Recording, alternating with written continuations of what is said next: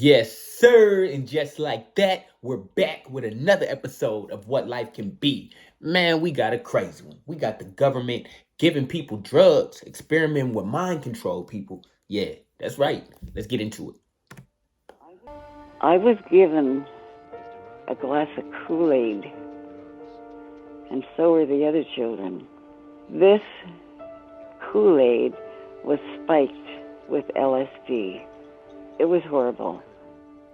In the early days of the Cold War, the CIA ordered the creation of a secret program intended to find ways of mind control.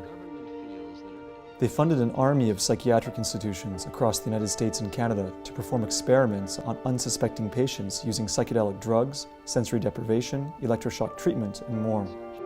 Man, just another example of the crazy links that our government has went to experiment, advanced science, whatever you want to call it, man. It's always something crazy and it's always hidden from the public. So there's a lot of things that are recently being redacted, a lot of things that are being exposed now, and information that we're getting that they didn't know at the time. Let's keep it going. The program was known by its codename, MK Ultra.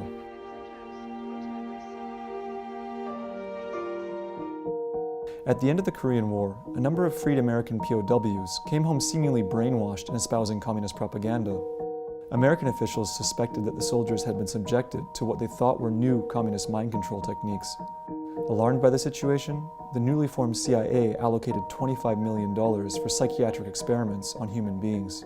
It was the most secret program ever conducted by the CIA in the United States. Patients at psychiatric hospitals, prisoners in federal institutions, and even people in the public were given drugs without their awareness or consent. Hold up. So they was just wide open. We talking about psychiatric mental patients. We're talking about prison slaves, basically. Prison inmates, we'll call them that, you feel me? And also the public, all of this unknowing, without consent. They were just giving people drugs, running tests to practice mind control. Come on now. This is your government. This is elected official, people we put in power to protect us. Pay attention. Let's keep it going. Consent and experimented upon. Initial projects within MK Ultra included Operation Midnight Climax. They established what were called safe houses, where prostitutes would lure men to these apartments. And then once the men were in the apartments, they were dosed with LSD. And then they were basically studied by CIA scientists, usually behind a two-way mirror. Another common practice was the hosting and observing of LSD-induced parties with live music. These parties were called acid tests, and the culture that grew out of them played a key role in the development of the hippie and psychedelic movements a few years later. However, some of the most damaging experiments occurred at the Allen Memorial Institute in Montreal, Canada.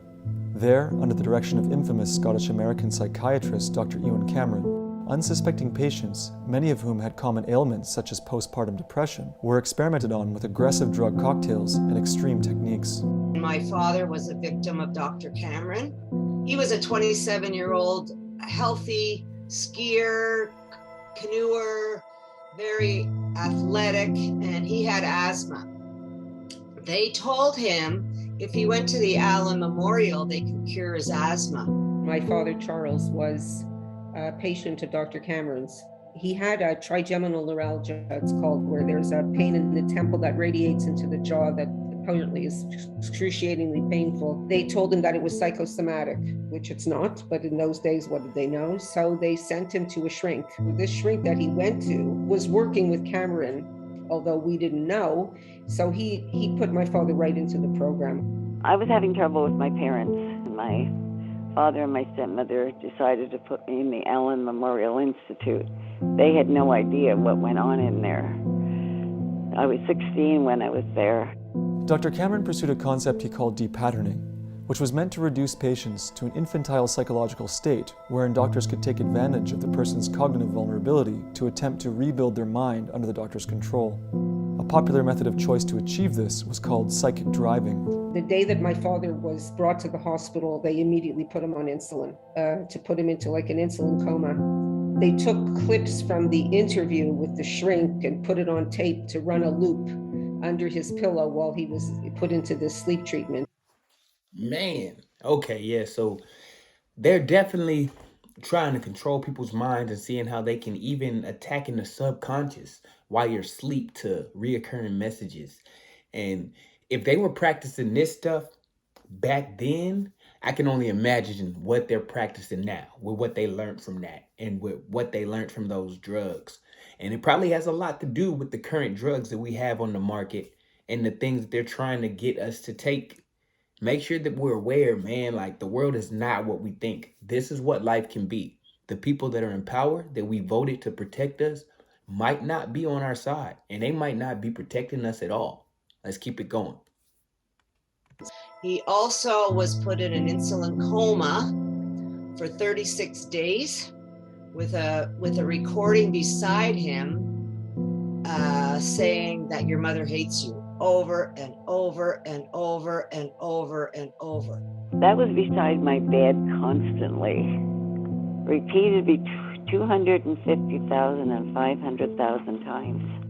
Another common method was the use of extreme Page-Russell electroshock therapy. Page-Russell shock treatment is approximately 40 to 75 times the strength of a normal shock treatment. So it's really designed to wipe out the memory. He received 54 high voltage shock treatments, followed by 54 grand mal seizures. After 27 days of this, they said that they were discouraged because he still had ties to his former life, in that he was asking to see his wife. They decided to give him more Page-Russell shock treatments and put him to sleep for another 30 days. Man, are you serious? These are people with lives, wives, children, families. These are brothers, mothers, sisters, aunts, and uncles, cousins. And they're just disregarding that he wants to see his family. He's still asking about his wife. And what they're writing down is that they're discouraged and they're disappointed because they're not able to make him forget that and control his mind. So the real terrifying point and part of this is, why are they doing this? Why are they trying to figure out how to manipulate society and control someone's mind? What is their real goal and agenda? We have to be aware of this and ask ourselves these questions to truly understand the world we live in. Let's keep it going. See what else we can get from this. When patients were released from the Allen Memorial, they and their families' lives would never be the same again. Well, there's a lot I could not remember after I got out of the Allen. When my family came, I was a zombie. I didn't even know who they were. He never came out the same. He had a blank look in his eye. He didn't know who we were. He didn't know we were his daughters. He lost his job. We went into poverty after he came out. He had said in his interview with the shrink that I was the apple of his eye. And after he came home, he started beating me not long after. Man, so this place was just, it wasn't about health at all. It wasn't about benefiting the people that were coming there at all. It was about expanding their agenda and experimenting on people to see how they can further exploit the people and further expand the control they wanted to amass.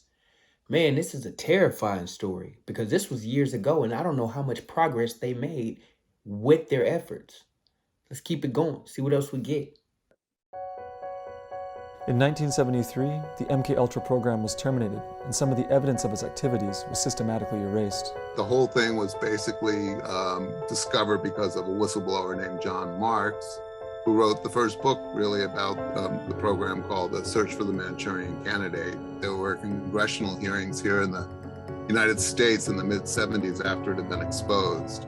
And during those hearings, the CIA finally admitted that this program existed. They admitted that it was probably not the right thing to do, but they feigned innocence. Despite the congressional hearings and marginal interest in the subject in popular culture, most MK-Ultra survivors suffered in silence, taking their trauma with them to the grave. Today, having received no formal apology or compensation, the children of some survivors are pursuing a class action lawsuit against the institutions they deem responsible. The CIA knew that it was breaking, every moral, ethical, and legal law in the books to do these experiments. They all were behind it. They all knew what they were doing, but they weren't doing it out of care or love.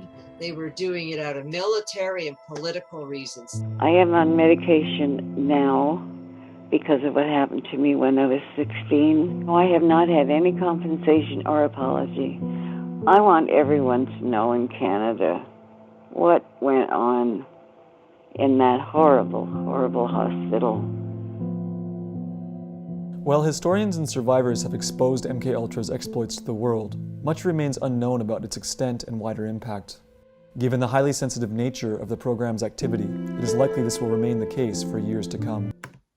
Man, crazy situation. And yeah, that's the type of stuff that you'll never really know the full truth about. But I know that there's a lot of people out there that got stories and experiences with this type of situation and secret programs and people that served in the military and different areas of the government. So, hey, if you're out there, drop it in the comments. Tell us what you know. Give us your perspective. Let's learn and grow together, man. And just like that, we're gone. Let me get that like, comment, subscribe, and I'll catch you on the next one. For real.